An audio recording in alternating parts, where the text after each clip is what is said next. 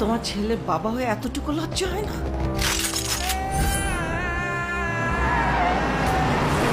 উনি একজন drug addicted. উনি একজন রেপিস্ট।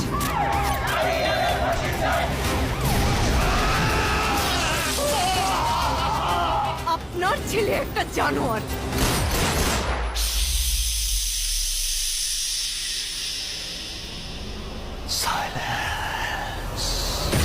ওর এখনই এই অবস্থা, ওর ফিউচার কি?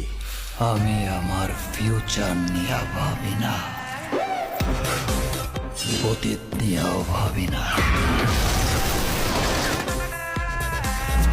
আমি শুধু একটা জিনিসই ভাবি, নিতু শুধুই আমার।